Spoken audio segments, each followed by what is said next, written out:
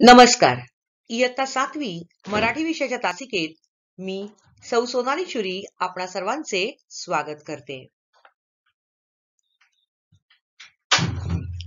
आज आपण असेसमेंटची तयारी करणार आहोत.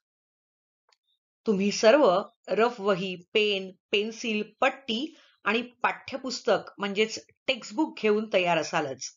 चला तर मग नीट लिहून ठेवा, म्हणजेच नोट डाऊन करून ठेवा. आता थोडस असेसमेंट विषयी. आपली असेसमेंट एकूण 20 गुणांची आहे.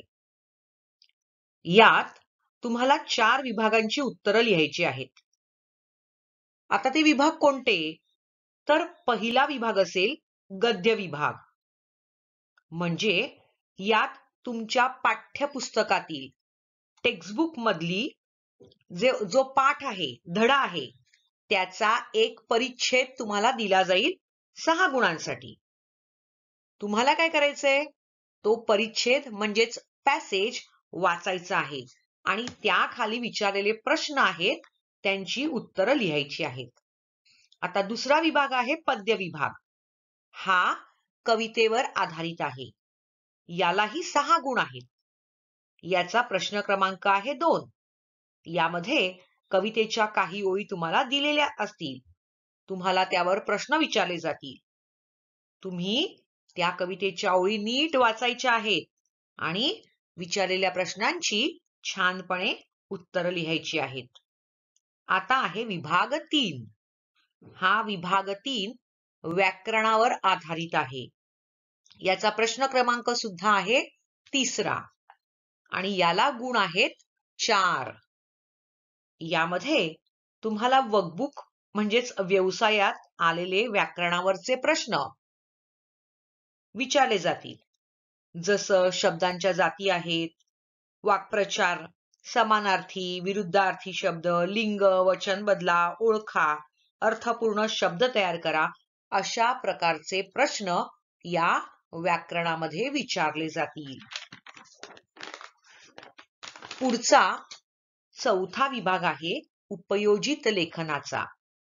याचा प्रश्न क्रमांक आहे 4 आणि याला गुण सुद्धा 4 आहेत. आता यामध्ये काय येईल? तर निबंध लेखन, पत्रलेखन, जे लेखन प्रकार आपले झालेले आहेत त्यातला कुठलाही विचारला जाईल आणि तुम्हाला तो लिहायचा आहे. हे झालं तुमचं पेपर पॅटर्न. अभ्यासक्रम तुम्हाला दिलेला आहे. ओके. आता हे प्रश्न कसे असतील? तर त्याची आपण उजळणी घेणार आहोत. उजळणी म्हणजे रिव्हिजन करणार आहोत. तुमच्याकडे टेक्स्टबुक सुद्धा असणार आहे. चला आता आपण पुढच्या स्लाइडवर बघूयात. बघा, इथे काही कवितेच्या ओळी दिलेल्या आहेत. मी वाचून दाखवते. सुंदर सुंदर शब्दांचे सुंदर सुंदर घर, त्यांतून काही हळवे हळवे राहत होते स्वर. घरात होता काना मात्रा वेलांटीचा मेळ, एकोप्याने खेळायचे सगळे अक्षर खेळ. विरामचिन्हांचीही होती सोबत वरचेवर, सुंदर सुंदर शब्दांचे सुंदर सुंदर घर. आता मी हे मोठ्याने वाचलेलं आहे. मी 2 मिनिटं देते. पटकन मनात नीट वाचा, जेणेकरून प्रश्नांची उत्तरं तुम्हाला लिहायला येतील. ओके. तुमची वेळ आता सुरू झालेली आहे.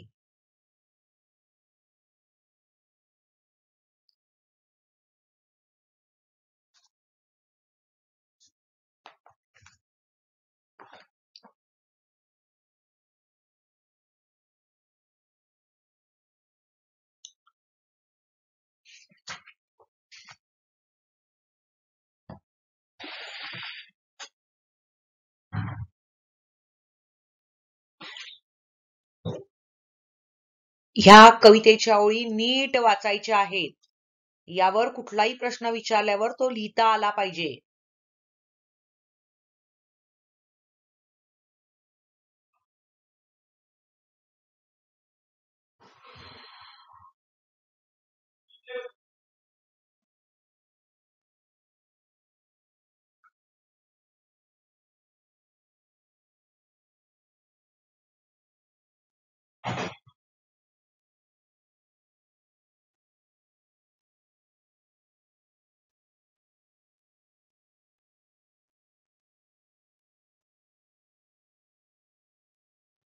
चला, मला वाटतं तुमचं वाचन करून झालं असेल. आता मी प्रश्नांच्या स्लाइडवर जाते. मुलांनो, तुमचं टेक्स्टबुक समोर ठेवायचंय, कारण मी त्या प्रश्नाची स्लाइड तशीच परिच्छेदाची स्लाइड जी आहे कवितेच्या ओळींची ती तशीच ठेवू शकत नाही. त्याकरता तुम्ही तुमचं टेक्स्टबुक उघडायचं आहे आणि टेक्स्टबुक मधल्या सुरुवातीच्या 6 ओळी बघायच्या आहेत आणि त्यावर आधारित प्रश्नांची उत्तरं लिहायची आहेत. आता प्रश्न आहे, शब्दांचे घर असे होते. लिहून घ्या आणि जसा मी ॲरो काढलेला आहे बाण तसाच काढून खालती त्या चौकडीमध्ये उत्तर तुम्हाला लिहायचं आहे. त्या पॅसेजमध्ये ते उत्तर शोधा. पॅसेज म्हणजे त्या कवितेच्या ओळी आहेत, 6 ओळी पहिल्या, त्यामध्ये तुमचं उत्तर शोधा. शब्दांचे घर असे होते. कसे होते? मला वाटतं उत्तर तुम्हाला मिळालेलं असेल. प्रश्न लिहून घ्या बरं पटकन.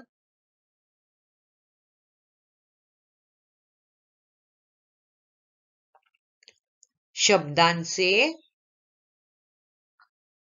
ब बदकातला अर्धा द ला जोडलेला आहे आणि द ला कानात दा, त्याच्या डोक्यावर अनुस्वार दिलेला आहे. शब्दांचे घर असे होते. कसे होते? त्याचं उत्तर लिहा.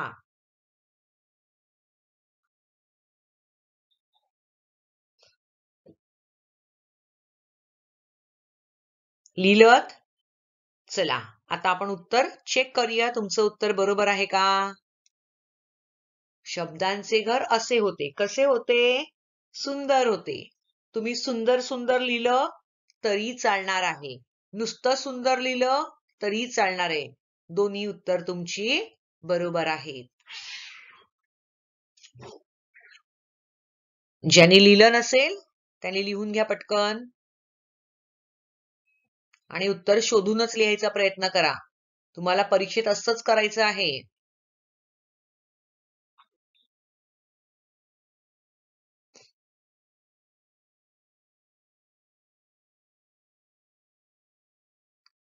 चला, जाऊया पुढच्या प्रश्नाकडे. पुढचा प्रश्न आहे,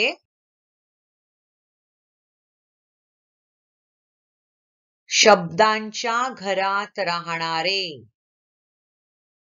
शोधा बरं, शब्दांच्या घरात राहणारे कोण राहत आहेत? शब्दांच्या घरात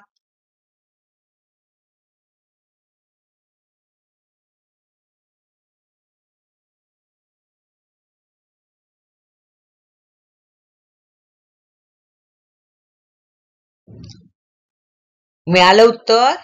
तर प्रश्न लिहून घ्या आणि त्याचं उत्तरही लिहा. मी वेळ देते तुम्हाला.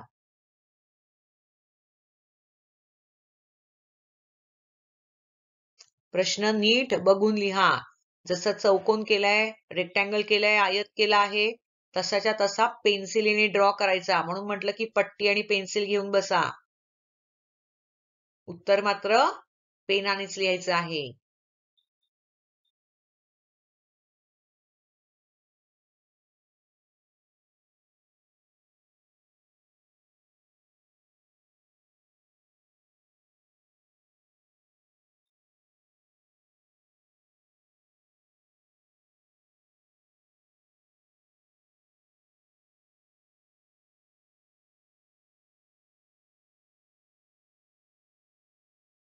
छान अक्षरात लिहा.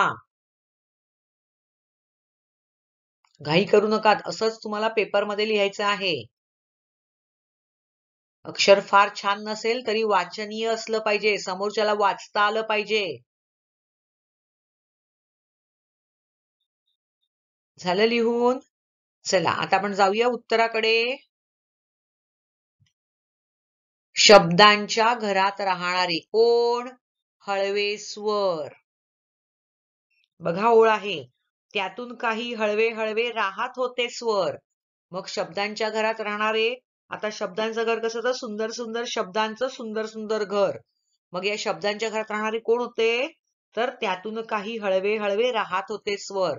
मग शब्दांच्या घरात राहणारे हळवे स्वर. चला जाऊया आपण पुढच्या प्रश्नाकडे.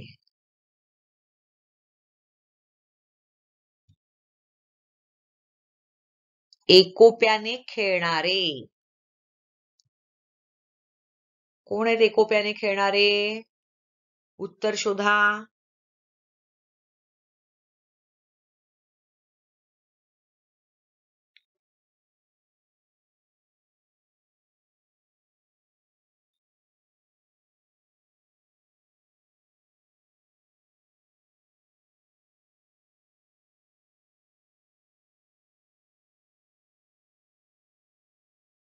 प्रश्न लिहून घेतलात?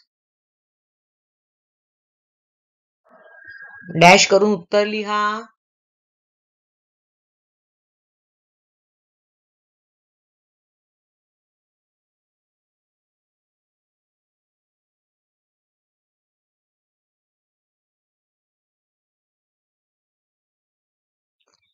झालं? चला आपण चेक करूया. जसं ड्रॉ केलंय ना तसंच ड्रॉ करायचं आहे. आपल्या मनाने कुठलाही आकार आकृती काढायची नाहीये हा, हे लक्षात घ्या. एकोप्याने खेळणारे कोण? बघा कसं शोधायचं. ओळ बघा, एक वरून चौथी ओळ आहे. एकोप्याने खेळायचे सगळे अक्षर खेळ. मग एकोप्याने खेळणारे कोण? तर अक्षर खेळ. उत्तर बरोबर आहे की नाही चेक करा. नसेल तर पटकन लिहून घ्या. मी थांबते 2 मिनिट.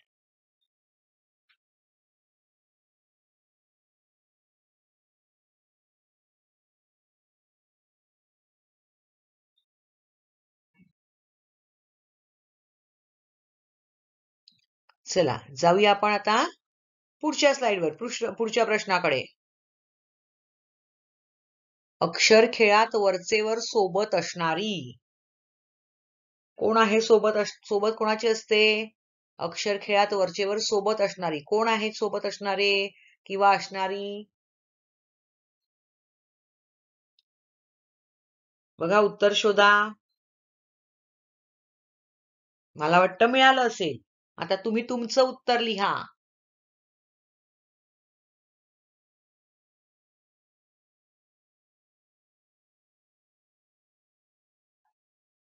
छान अक्षरात प्रश्न लिहा आणि जसं आखलंय जसं विचारलंय त्यानुसार उत्तर लिहून टाका. मग आपण चेक करणार आहोत. तुम्हाला कळेल की तुम्हाला किती येतं, कसे प्रश्न विचारले जातात, कसं लिहायचं आहे.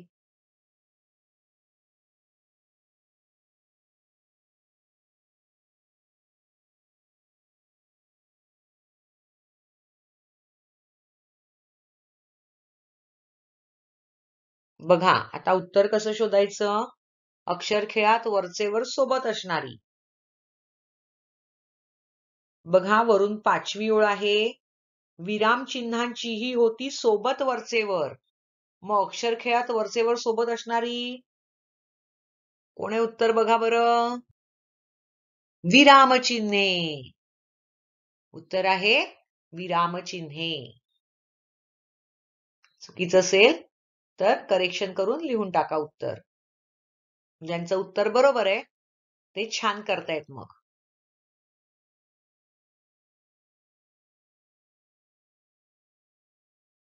अशा प्रकारचे प्रश्न विचारले जाणार हा तुम्हाला. त्याची तयारी आहे.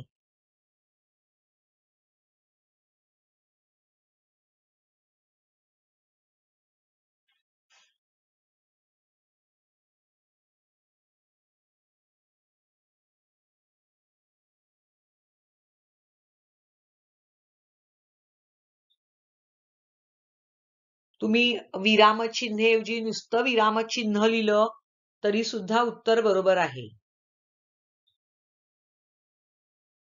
पण तुम्ही जर ते वाक्य तसंच्या तसं तिकडनं लिहिलं, अक्षर खेळात वरचेवर सोबत असणारी विरामचिन्हांचीही, तर त्याचा मार्क कापला जाईल तुमचा. कारण प्रॉपर उत्तर आहे विरामचिन्हे किंवा विरामचिन्ह. चला आता आपण पुढच्या प्रश्नाकडे जाऊयात. घरात मेळ असणाऱ्या गोष्टी. कोणत्या गोष्टीचा घरात मेळ आहे? अशा 3 गोष्टी आहेत. बघा बरं, उत्तर शोधा.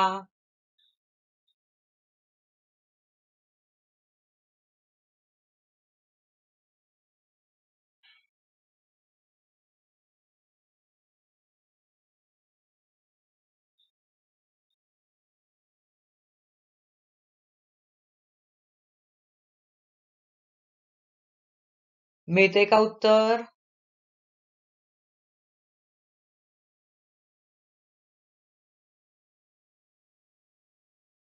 बघूयात आपण घरात मेळ असणाऱ्या गोष्टी. कुठल्या गोष्टींचा मेळ होता? बघा, अशा प्रकारची संदर्भाची काही ओळ आहे का? बघा, वरून तिसरी ओळ आहे कवितेची. घरात होता काना मात्रा वेलांटीचा मेळ. मग घरात मेळ असणाऱ्या कोणत्या 3 गोष्टी आपल्याला सांगितल्या आहेत? काना, मात्रा, वेलांटी. असं याचं उत्तर येतंय. चेक करा. चुकलं तरी हरकत नाही, पण लिहिण्याचा प्रयत्न करा. स्वतःच्या स्वतः उत्तरं शोधण्याचा प्रयत्न करा. तरच आपल्याला ती कशी शोधायची याची सवय होईल.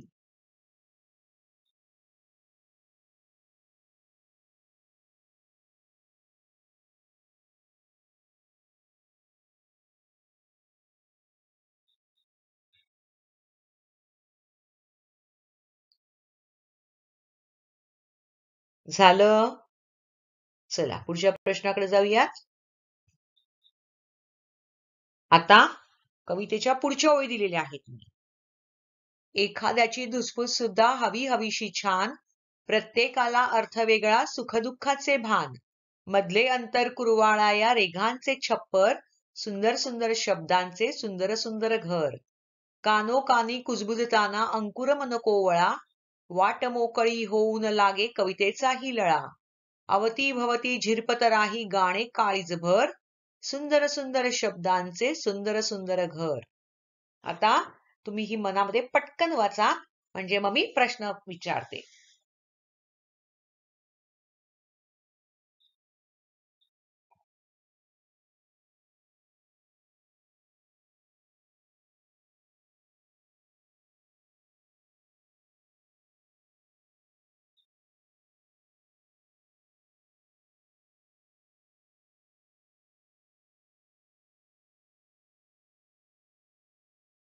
झालं? चला आता आपण प्रश्नांकडे वळूया. मुलांनो, ही कवितेची ज्या 2 स्टांझा होते, तर हे समोर टेक्स्टबुक तुमच्या समोर ठेवायचे आणि बघायचंय, कारण आपल्याला प्रश्न विचारलेले आहेत. आकलन कृती, कोण ते लिहा, मधले अंतर कुरवाळणारे. आता मधले अंतर कुरवाळणारे कोण आहेत? शोधा बरं. त्यानंतर दुसरा प्रश्न आहे, अवतीभोवती झिरपत राहणारे. कोण अवतीभोवती झिरपत राहणारे? बघा बरं, ओळी शोधा कवितेच्या. कुठून शोधणार? टेक्स्टबुक मधून. शेवटच्या 8 ओळी आहेत ना, त्यातनं शोधायच्या आहेत.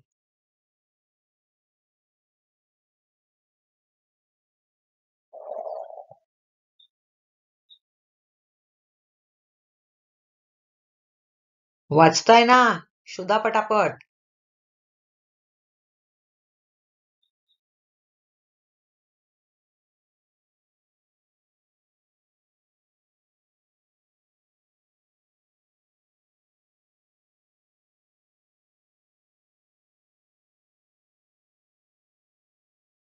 चला आपण बघूया आता. मधले अंतर कुरवाळणारे, कुठली ओळ आहे बघा असं. बघा, सेकंड स्टांझा जो आहे त्याच्यामध्ये आहे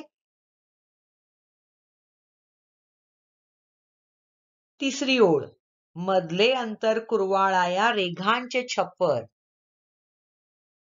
मिळाली ओळ? ओके. मग पुढचा प्रश्न आहे, अवतीभोवती झिरपत राहणारे. शेवटून दुसरी ओळ बघा, अवतीभोवती झिरपत राही गाणे काळीजभर. बरोबर? ओळी तर आपल्याला मिळाल्या. मग मधले अंतर कुरवाळणारे कोण आहेत? तर रेघांचे छप्पर.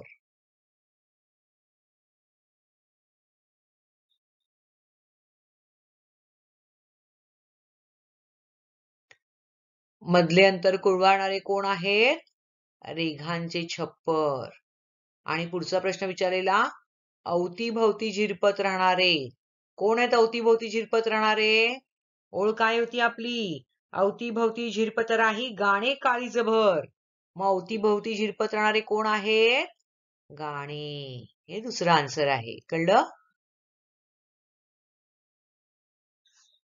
बरोबर आहे. झालं लिहून तुमचं? उत्तरं कशी शोधायची कळली तुम्हाला?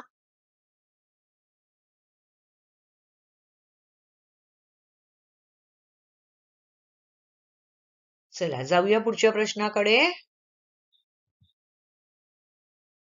वाट मोकळी होऊन कसला लळा लागतो?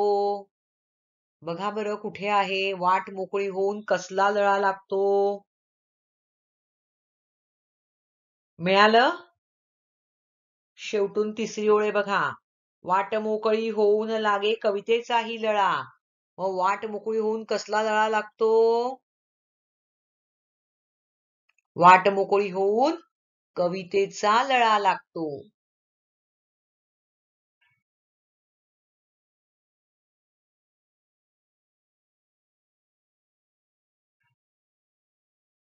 झालं लिहून?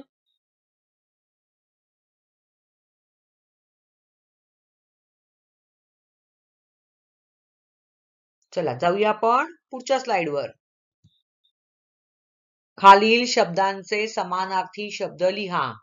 सुंदर, हळवे, भान, रेख, छप्पर, लळा यांचे समानार्थी शब्द लिहायचे आहेत. आणि पुढचा प्रश्न आहे, खालील शब्दांचे विरुद्धार्थी शब्द लिहा. हळवा, कोवळा, एकत्र, सुख, मोकळा आणि सुंदर. चला पटापट उत्तर लिहा फक्त. मी 1-2 मिनिटं देणार हा.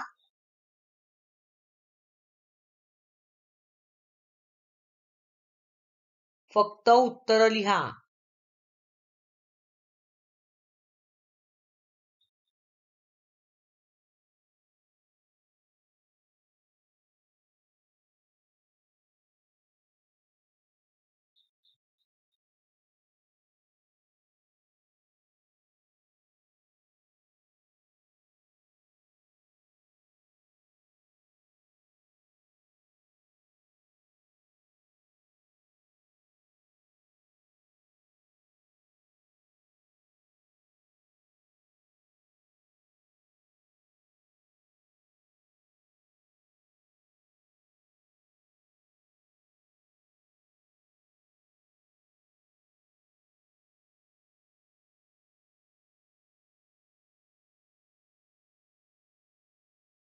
झालं लिहून उत्तर?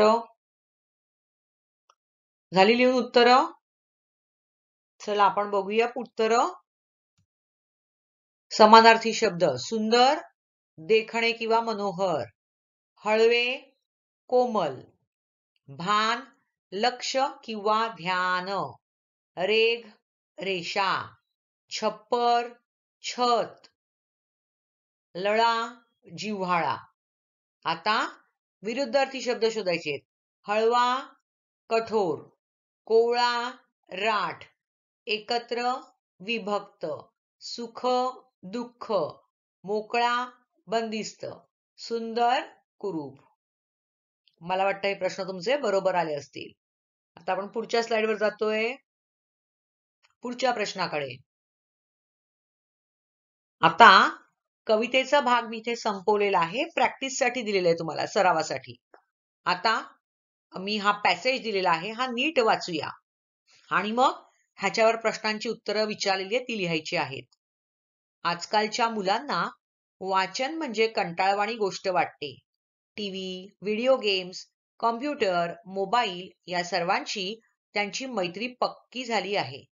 खरे तर सोनालीलाही पाठ्यपुस्तकांव्यतिरिक्त इतर पुस्तक वाचनाची बिलकुल आवड नव्हती.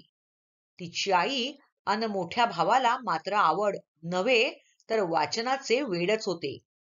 तिच्या आईने बऱ्याच वेळा वाचनाकडे तिचे मन वळवण्याचा प्रयत्न केला.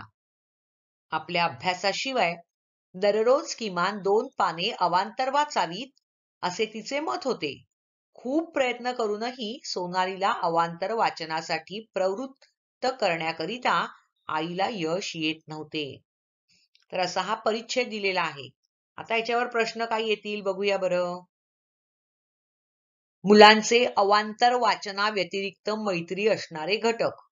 कोणते कोणते घटक आहेत ते बघा बरं त्या परिच्छेदामध्ये आलेले.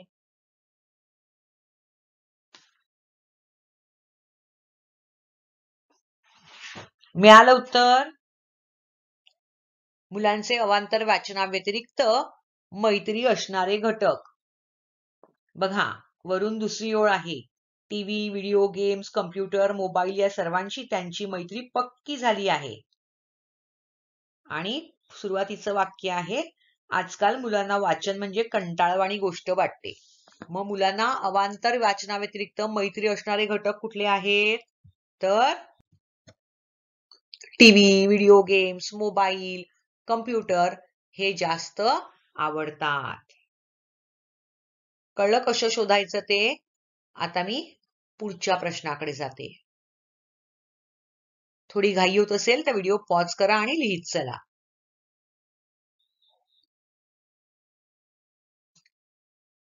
आता मी पुढचा पॅसेज घेतलेला आहे. पॅसेज वाचते. कथा तर सगळ्याच आवडल्या. त्यांतली कोणती निवडावी ते समजेना. ती आईकडे गेली व आपल्या समोरील समस्या सांगितली. मग आईने तिला प्रत्येक कथेचा थोडक्यात सारांश एका पानावर लिहिण्यास सांगितले. सोनालीला प्रथम हे काम सोपे वाटले, पण एक दोन कथानंतर पुढच्या कथेत काय आहे हे पटकन आठवेच ना. तिने आईला मी पुन्हा एकदा पुस्तक वाचते म्हणून सांगितले. खरे तर आज घरात आजी, आजोबा, बाबा, दादा, काकू, काका या साऱ्यांनाच सोनालीकडे पाहून नवल वाटत होते. असा हा पॅसेज आहे. आता याच्यावर प्रश्न कसे विचारले जाऊ शकतात? आता तुम्हाला हे रिव्हिजन मध्ये पॅसेज मी दिलेले आहे. तुम्हाला परीक्षेला एकच पॅसेज देणार आणि त्याच्यावर 6 मार्काचे प्रश्न विचारणार. सोनालीला वाचताना पाहून नवल वाटणारे घरातील सदस्य. कोणते 6 सदस्य आहेत बघा बरं ते.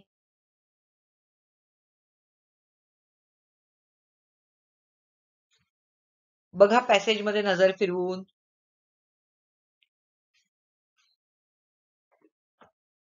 बघा शेवटून दुसरी ओळ आहे.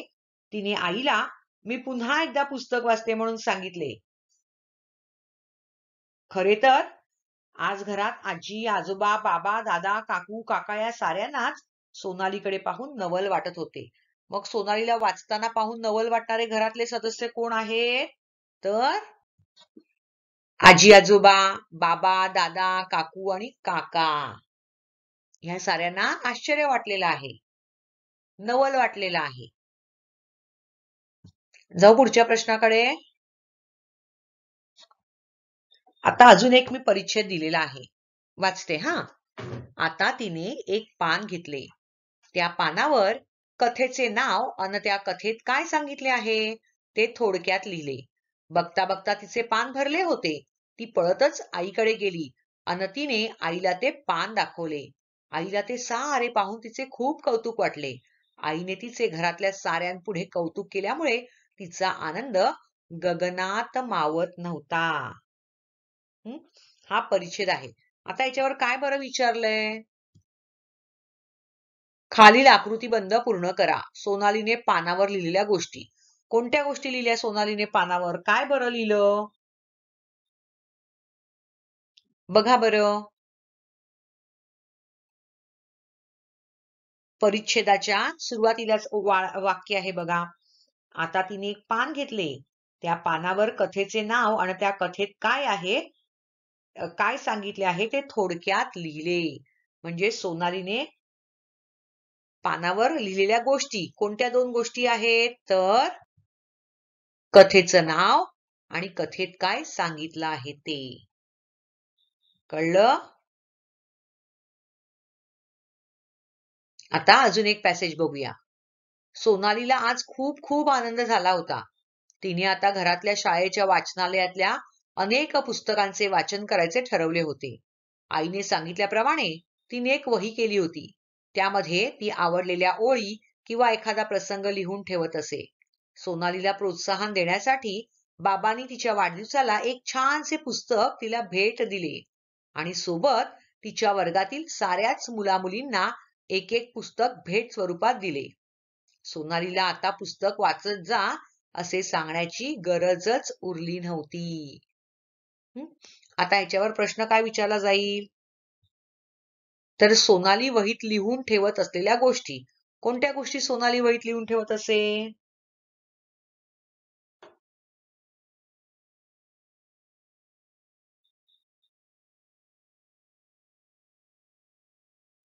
बघा, तुमचा पॅसेज आहे, त्या पॅसेज मध्ये तिसरी किंवा चौथी ओळ आहे.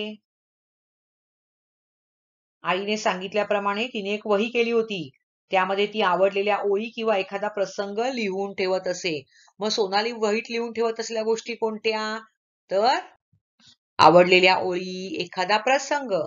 अशा प्रकारे तुम्ही त्या प्रश्नांची उत्तरं सोडवू शकता, म्हणजे सोडवायची आहेत.